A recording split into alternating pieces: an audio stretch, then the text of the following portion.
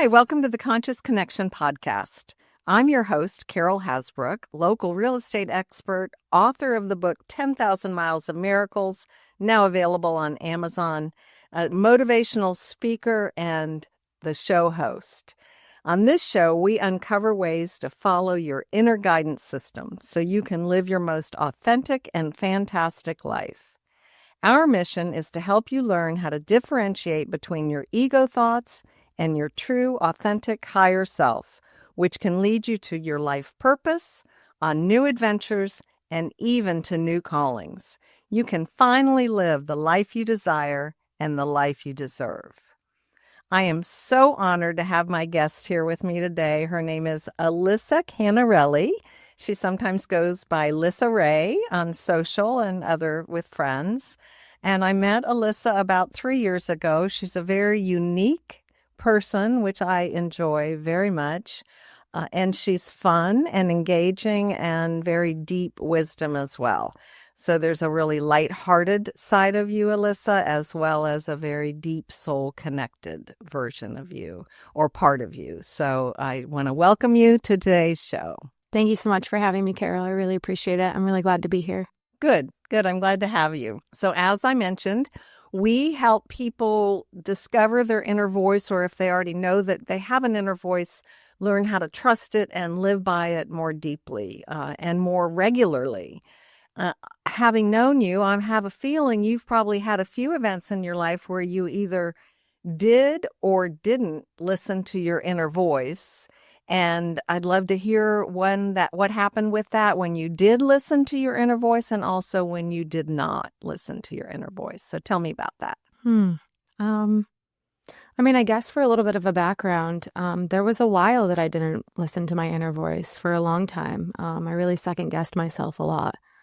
And I could probably say the first time I ever really truly listened to that inner voice was I was invited to this new experience called Cha Dao, which is the oldest ceremonial way of drinking tea. And it's a beautiful, meditative space. And they did it down actually at Vinoy Park in St. Pete. And sitting there with myself, I just felt this connection to myself that I had suppressed for so long. And it felt like this voice coming to me to tell me that I could have better things, that I was worthy of something more than I was giving myself. And honestly, that voice truly allowed me this gift to set on this path of self-love. I didn't really love myself for a long time. And in that moment, I was truly able to listen to that voice, allow it to be louder than anything else. Because usually my own thoughts, my ego or my perception of myself would drown that out. And I feel like that was my first time I ever really, really connected to my spirit. And it was magical. It gave me this feeling of changing my life around. It was actually 3 days after I got my DUI. And that was a huge pivot in my life. I realized that I really needed to change the decisions that I was making. And that voice really led me on a beautiful journey. It had me decide to start changing how I showed up in the world, how I treated people, how I treated myself.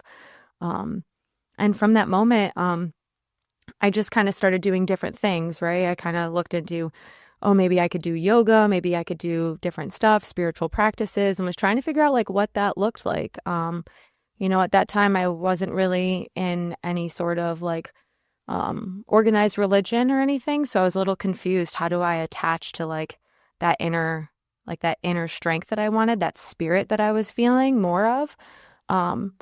And I found that really within doing that tea practice.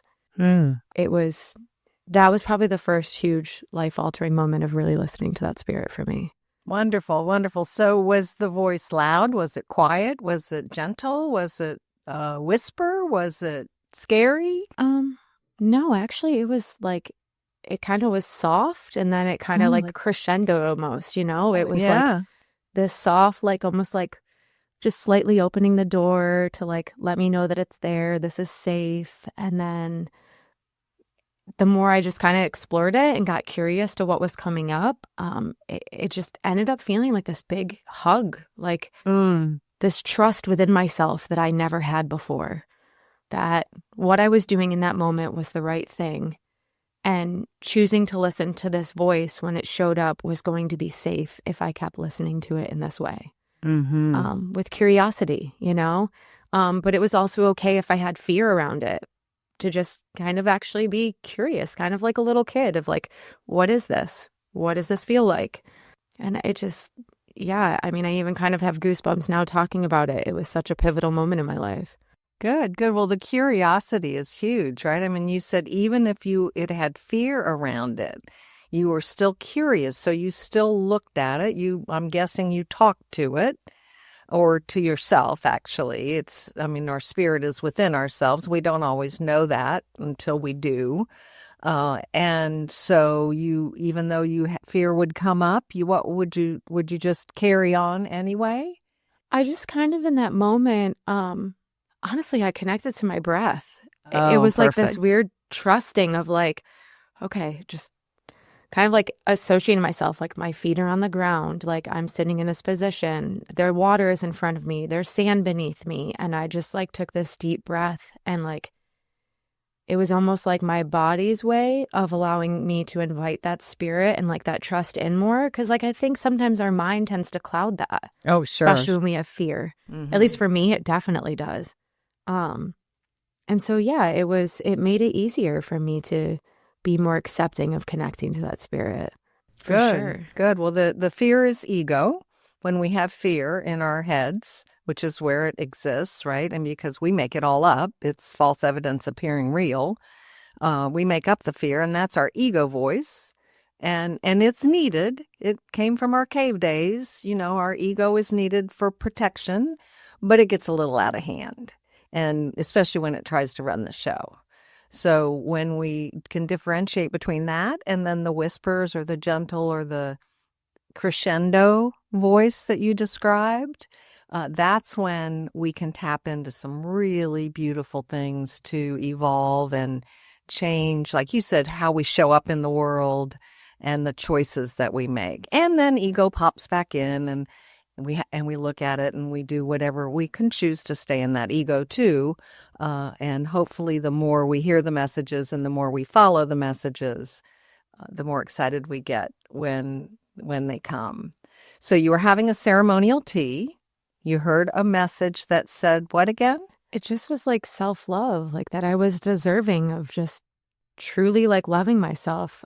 Honestly, it was the first time I reached my arms out and hugged myself, and I genuinely like felt like I tapped into a piece of me that I had never tapped into before. So it was in there all along. Yeah. It was just something I kind of, through ego, through fear, I kind of put it in this little box and just chose to let fear run the show for a long time.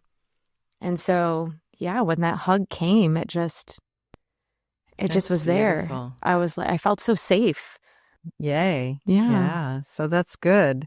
And we think out of habit a lot of times too with the ego. That's just how we're used to thinking. And so your higher self, your inner voice, spoke to you where you could really receive it. I'm guessing, I don't know because I'm not inside your head, but I'm guessing you heard the inner voice before that particular time. You just had too much noise going on, too many things in your life to be able to receive it, to say, hey, I am worthy of love. I am worthy of hugging myself and receiving this goodness, right? Yeah, no, it definitely was way too much noise. Yeah, I also very much cared how others perceived me, so I allowed their perceptions to really cloud my head, and I allowed them to make that voice very, very small. So yes. Well, that's the third voice in our head. That's the conditioning voice. So there's the true voice, which is our inner guidance system.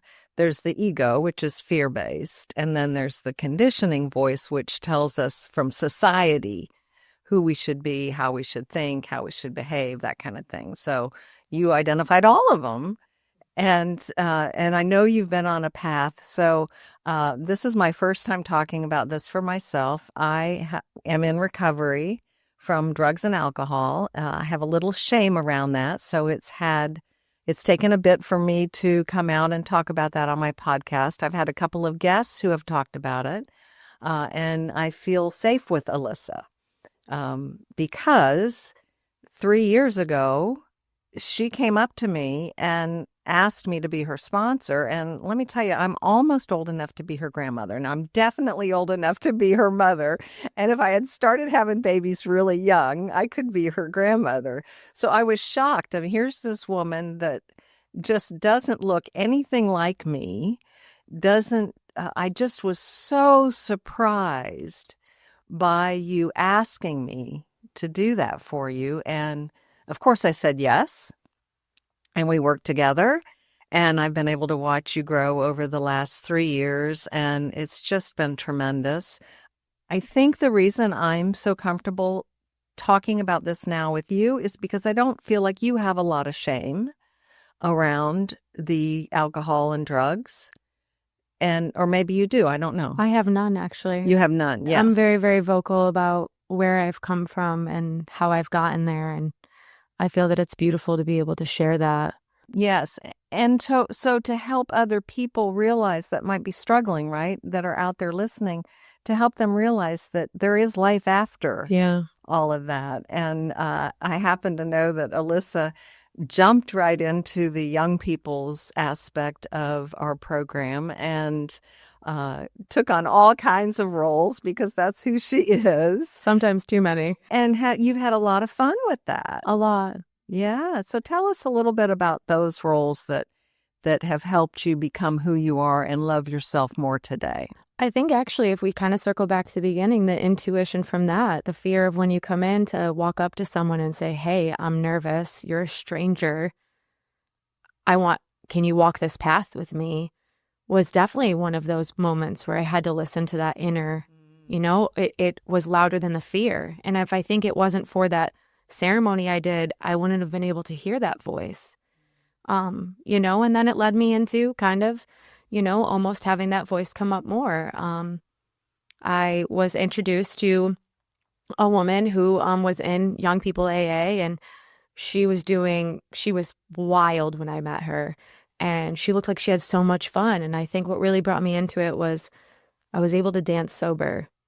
And that was something I never thought I was ever going to be able to do ever again. Just the freedom to be fully me.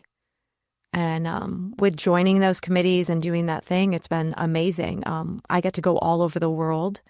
They have one actually in Scotland this year. They're calling it Erie Paw, and you're able to go over there and do that kind of stuff. And, it's phenomenal that we're able to be a part of this, and I have this community everywhere. And it seems like the more that I just keep trusting that voice and the more I keep doing that, I'm able to show up not only for me, but for other people that may have that fear or that shame around what's going on, and letting them know, hey, like, I'm a mirror for you. What you see that I have that you may want, you have it also within you. You, even outside of recovery, like, you can take these steps to connect to that spirit and that voice that's within you. And I think with young people, that's what's been amazing for me, is to show up for these young women that like are able to wonder, how do I achieve that? How do I get that? How do I come here and get sober despite all of the noise that's in my head, all the fear that I have? And it's been transformational. There has been times the noise has gotten loud, especially when I take on too many tasks at once and I feel like I'm not being perfect in all of them. Yes. I tend to be an overachiever sometimes. So it's like listening to that inner voice of letting me know I'm human. I'm allowed to have humanness. I'm allowed to not be extremely perfect, or, and also it's when I've like leaned into what does that look like if I make a mistake. Sometimes it's actually the mistake I needed. And then I realized, oh, wait, actually, I really didn't maybe want to go that way in the first place. This is the trajectory I wanted. And I've gotten better at just laughing at myself.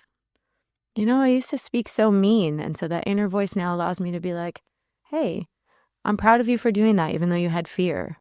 Yes. And I remember the self-bashing, and we all have it, and we to different degrees. But I do remember that in the beginning with you is that, I was trying to help you reframe your thoughts. Yeah. And I don't spend a lot of time with you, but when I do see you at meetings and events and things, I can feel the difference. And I don't hear the self-degradation that you used to have. And I'm sure it comes a lot from doing the steps and being around people that have done the steps and working the program. Is that correct? Yeah, very much so. Yeah. And I think anchoring into what's within me, right? Like because I kept listening to that inner like voice that was in there and that spirit that was a part of me, it's almost like I now have this moment where even if I get that noise in my head, I take a minute and I'm like, okay, let's take a deep breath. Let's connect the mind, the body, and the spirit, and what do we all want to do? Kind of almost like we're having like a group conference. Like, we're not letting the mind be in charge this time. Okay, we're not just letting the body be in charge this time. What do we all want to do? How does this make us all feel? And usually that's like been what's been very, very helpful, especially with being vulnerable, telling people, hey, I'm scared. Like, I don't know if I'm making the right decision. I don't know if I'm doing these things. And also knowing that like my first thought doesn't have to be my last thought with a situation, and also to know that I don't have to make a decision right away.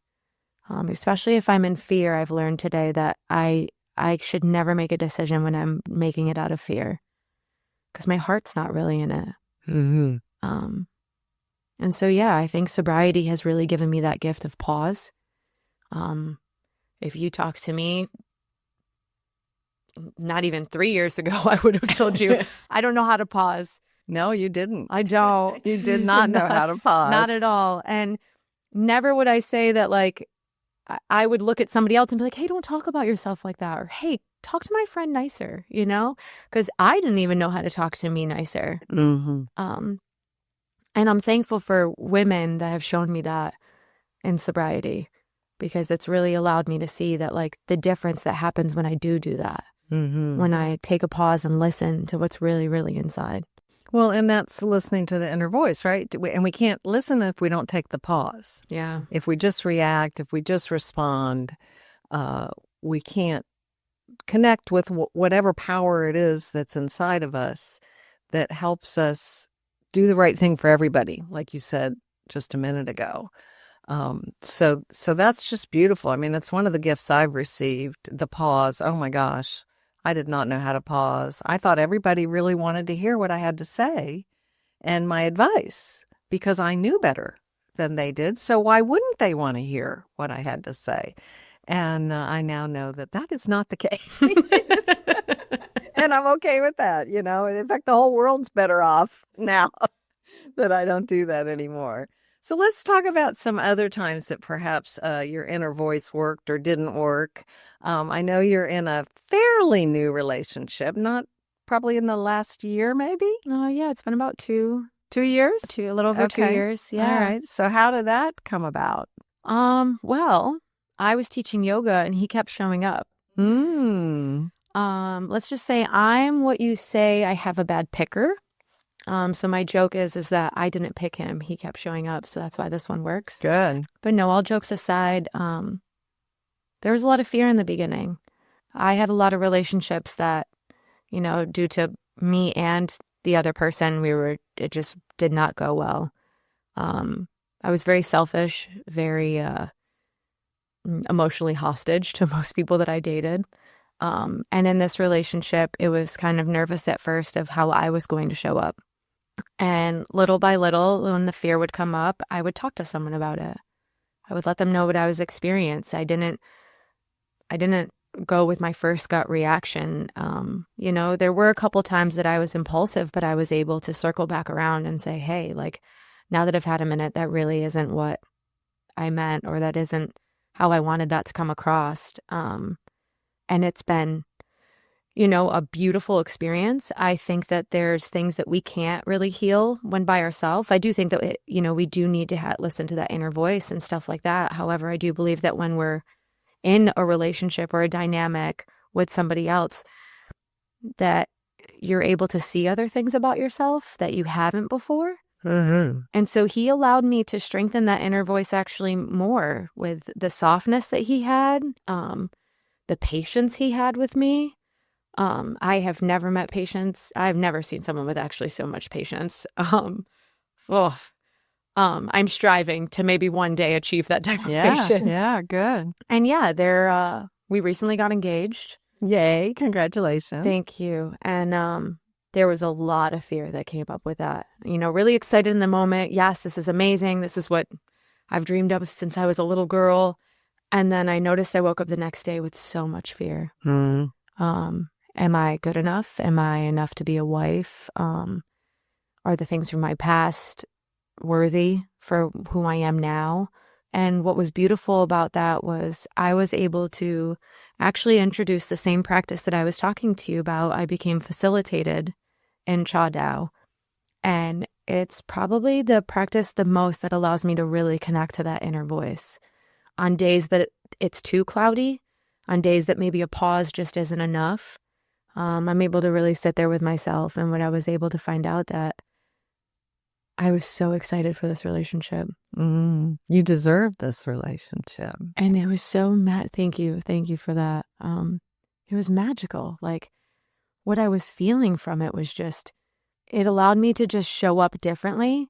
So it was like that next big pivotal moment in like being able to listen to that inner voice of, how do I want to show up as a future wife? How do I want to show up as a woman that's like really having this be my partner? Like, what is that inner voice maybe telling me? And a lot of times it was very selfish when I would go to this inner voice, like, oh, I want this, or how should I show up because I want this? Or yes, it would feel like intuition, like I just knew that I needed to handle it this way. But this time I kind of just asked some questions.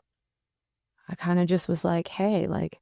Of the inner voice? Yeah, like, okay. I'm confused. Like, perfect. How should I show up? What should I do? What do I want? I spent so much of my life kind of being this chameleon for other people. And it was beautiful to be able to kind of not run the show with my inner voice for like the first time. Like kind of allow it to just almost like I had this little like door to my heart and I opened it up and the voice just like kind of sang to me. That's beautiful. Yeah. Yeah, that's really beautiful. And now a word from our sponsors. You've got ideas, stories, expertise. Now it's time to share them. At Name and Creative, we make it easy to launch your podcast, blogcast, or sharecast. No stress, no tech headaches. Whether you are flying solo, bringing on guests, or chatting with your team, we've got the tools and talent to elevate your brand through audio. Be heard, be trusted, be everywhere. Start today at nameandcreative.com. Welcome back.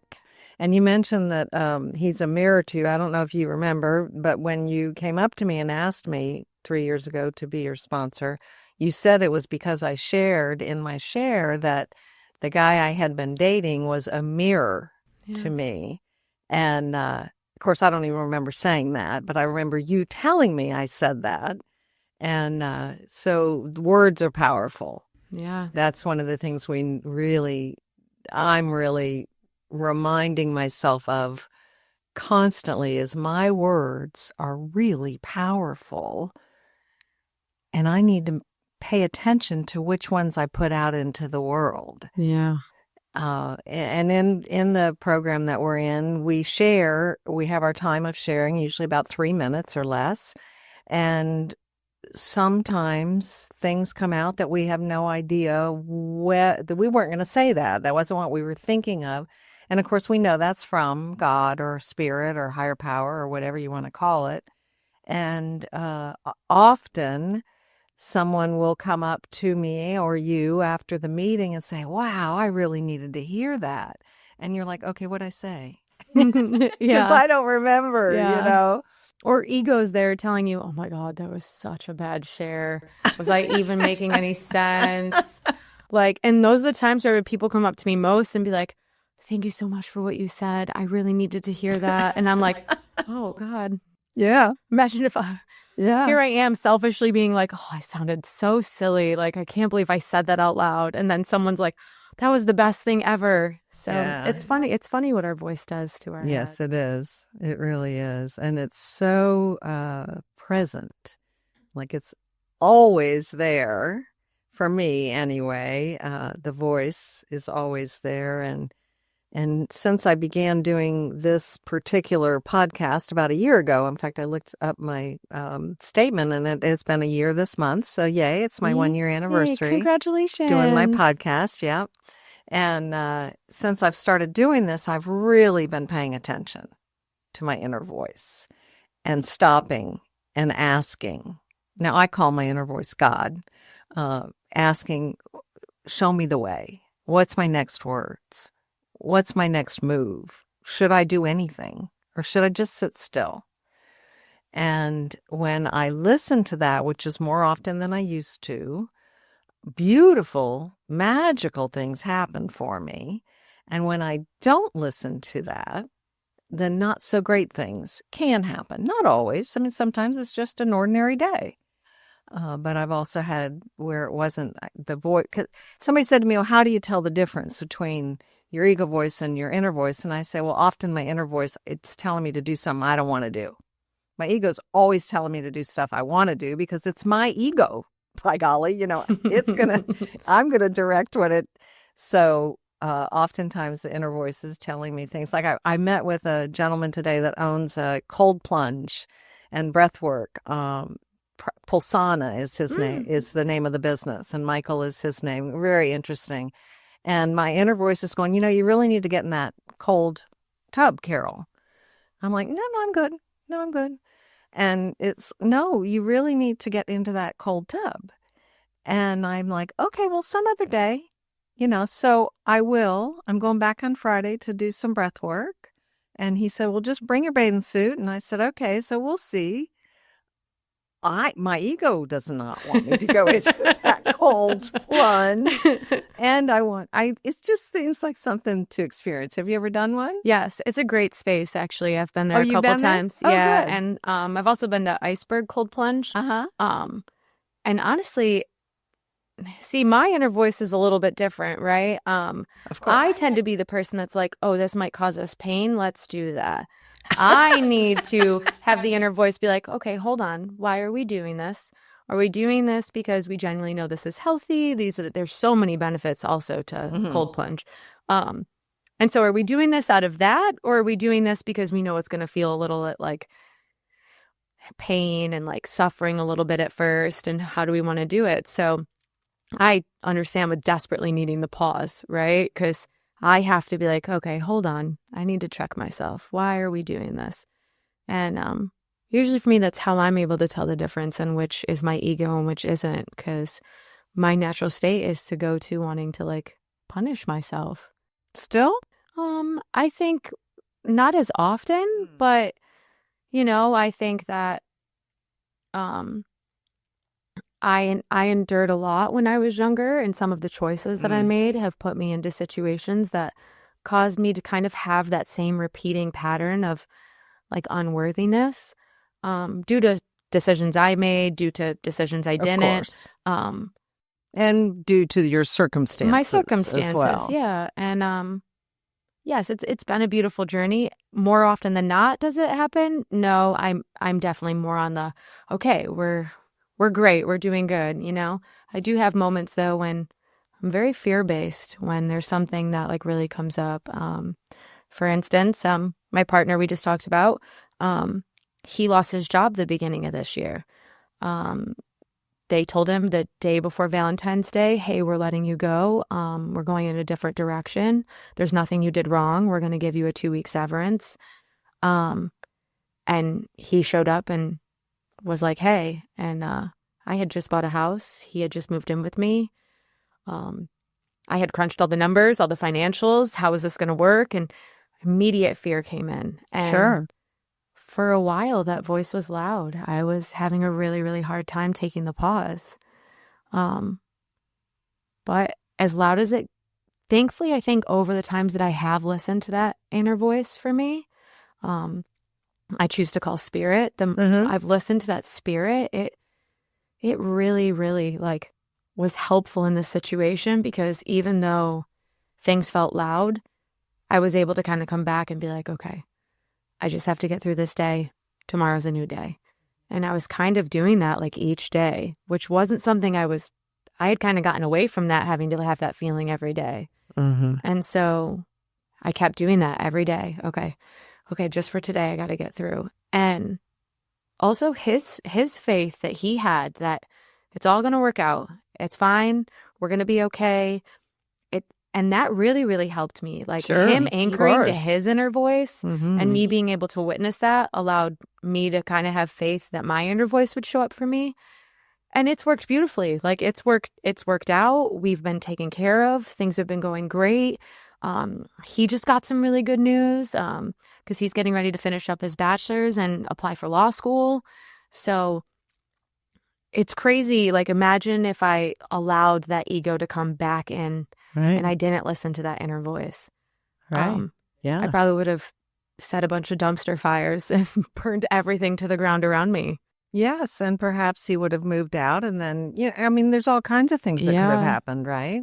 So it's beautiful. One of the things we learn is that we're taken care of always. Now, that's not easy to remember. Another thing we learn is of the impermanence of life. Like nothing lasts forever, the good or the bad. So the really great times, that we're just so happy and when the money's rolling in and the love's on top, we're on fire with all of that, that isn't going to last forever. And the crap stuff that's happening and somebody loses a job, you just bought a house, oh my God, that isn't going to last forever. And so thank goodness he had that knowledge and that faith to anchor himself in that truth, because it is a truth. We're always taken care of. Everything is happening exactly the way it is supposed to happen for our greater good. Now, that isn't easy to see when you're in the middle of the muck. And when we get out of the muck and we look back, we go, now sometimes we don't know, but often we go, oh, that's why that happened. And that's really a beautiful journey too. And in the program, we call that step 3, right? Turning it all over to God to know that we're taken care of. Yeah. And that's not so easy, but it's done. So good for you. Bravo that you've done that and that things are looking up and now he can go to law school and pursue that journey and who knows what else, right? Yeah, it's been a wild ride for sure. Yeah. Yeah, it's been crazy. But what I do know is that like with each step that I take, that it also doesn't have to look perfect, right? That like I'm allowed to have humanness around it. So even though this inner voice may be loud to me one day and I may be able to really listen to it and I may be able to move forward, I also know that it's okay and I don't have to have shame around the days that I wasn't so quick to get there. Mm-hmm. And I think that's also beauty from the inner voice, like spirit that I've learned, right? Is that I'm allowed to show up messy. I'm allowed to have humanness. Yeah. Yes. And it's funny, I'm a yoga teacher and I always say, however you show up is exactly where you're meant to be. You're accepted, you're loved, you're held here, you're witnessed here, you are loved and held here. And if only I could say that to myself every day. Like, well, you could. I'd be unstoppable, right? Like, say it to myself, but actually believe it, right? Believe that inner voice when she says that. So it's like, yeah, it's funny how we show up sometimes for others and ourselves. Yeah.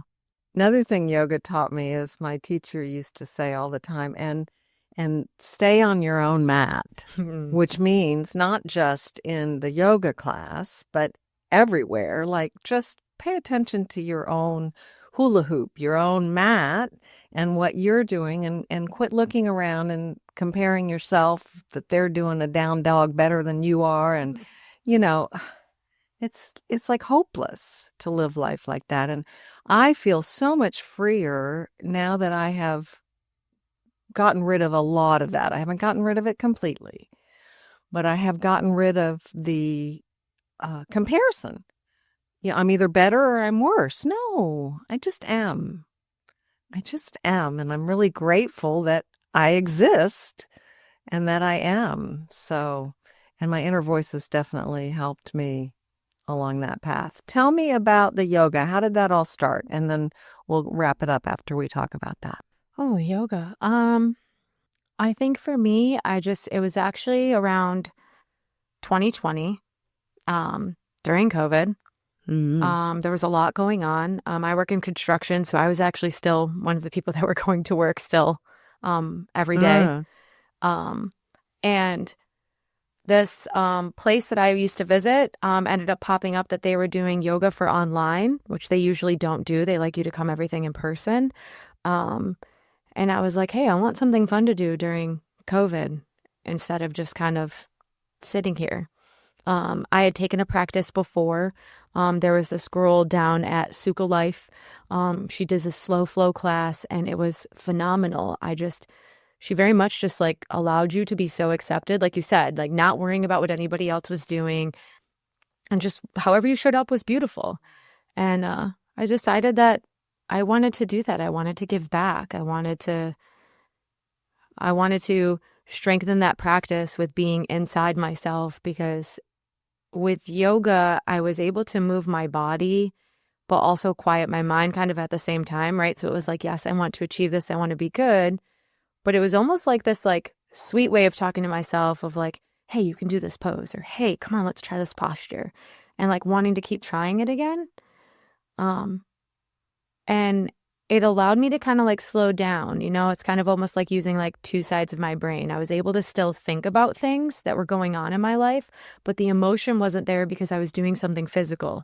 So I wasn't able to fully focus on what was causing me a lot of heartache or emotions or anger, because I was also doing like a movement at the same time. A yoga movement. Yeah. So a very powerful, connected movement. And so I got my teacher training. I did all through COVID, and then I did not teach or do anything for a long time. I allowed fear to really, really, am I worthy? What am I supposed to look like? I can tend to be a more very out there, speak my mind kind of woman. And I had this illusion in my head that you had to look this type of way to be a yoga teacher. So I was very fearful. It actually wasn't until I started my recovery journey that I had a moment to really try to be like, hey, I really think I want to do this. And not for me. It was weird. It was like, I want to do this because I want to give back. So I started a donation based. I met at a park and opened it up, and I wanted people to know that they could tap into that with them. And I just wanted to be a conduit to hold that space for them to tap into maybe something that they previously had and they haven't tapped into in a while, or something they maybe haven't tapped into at all in a very long time. Which circles right back to your tea. Yeah. And your crescendo and the hug and loving yourself. So you're now giving that back in so many ways. And one of the ways, very powerful way that you're doing that is through the yoga teaching and the yoga practice. And so I honor you. I love you. I really enjoy watching you evolve and develop into this beautiful, dignified woman who loves herself most of the time, right? Yes, most of the time. None of us, I think, maybe Dr. Pulley and the Dalai Lama, are the only two I know that, maybe Deepak Chopra does too, who knows. But we do a pretty good job of it compared to where we came from. So if you're listening out there and you have an addiction to anything, because I believe people all over the world are recovering from something. Yeah. Everyone is recovering from something. It could be grief that you're recovering from. It could be any kind of an addiction, self-imposed isolation. If you're out there and you are, please reach out to myself or to Alyssa. She'll give whatever contact information she wants to give here in a minute. And just know it doesn't have to be that way. You don't have to feel that way anymore. And there's a really gentle yet powerful way of coming back to loving yourself enough that you don't need that outer substance to make you feel better. Because that's all it is. I mean, I was addicted to men too. Yeah. You know, there were there's shopping, there's gambling, there's all kinds of addictions. And just know that if you're struggling with that, we'd love to just hear from you. No obligation, no nothing. Just give us a call or an email, and we'd be happy to talk. That's all, right? Yeah. Just No, talk for sure. and connect. So it has been so wonderful having you with me today, Alyssa. Tell the world how they can reach you if you want. Yeah. No. Thank you for having me on here. First and Mhm. foremost, I really appreciate it. It's very great to get down and just have a vulnerable moment with you in that way. It's such a safe space. I actually have a Facebook page for my yoga. It's Tune In to Trust. And I also have everything on there that you can get through me with my email and everything. And feel free to reach out to me at any time with anything that's on your mind. Always a safe space. Wonderful. Yeah. Thank you so much. I hope you all have enjoyed today's show, and you can reach out to me at carol@yourhomewithin.com. And you can also find me on Facebook at Carol Jones Hasbrouck and on Instagram. I'm taking my book, 10,000 Miles of Miracles, that's available on Amazon, on the road. Let me know if you need a dynamic speaker for your group or your retreat. I love retreats, to help you start following your inner guidance system. I will share with you the entire journey and follow my inner guidance of following my inner guidance system and the miracles I experienced because of doing that. I'd love to hear from you, so please reach out today and make it a miraculous day.